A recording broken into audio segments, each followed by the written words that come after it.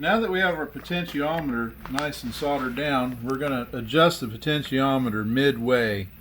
That way we start out at a reasonable amount of bias on our LCD.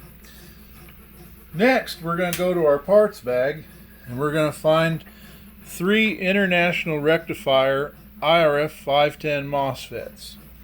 We became comfortable with using this MOSFET in our design a long time ago because it was commonly available at Radio Shack.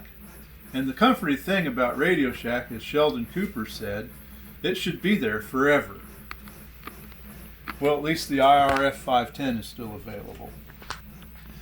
When we put the IRF510 in the circuit board, you'll notice that the Q1, Q2, and Q3 slots have a line on one side of them, and that's the line that the heatsink side of the IRF510 goes in. So the heatsink side should be facing away from the center of the board on all 3 units.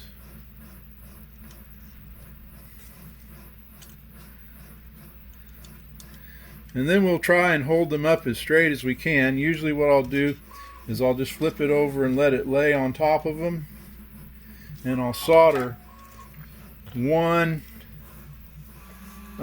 joint on each IRF510 down to the board.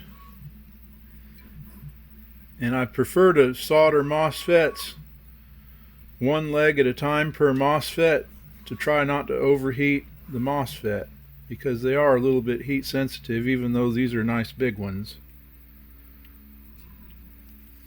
And then once I get one leg on each one of them soldered, I'll turn it over and straighten them up, and then do the other 2 legs on each unit.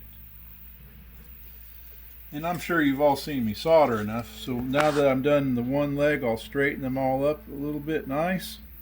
Make sure they're all square and nice and pretty in a row, and then I'll just gently lay it down and solder the rest.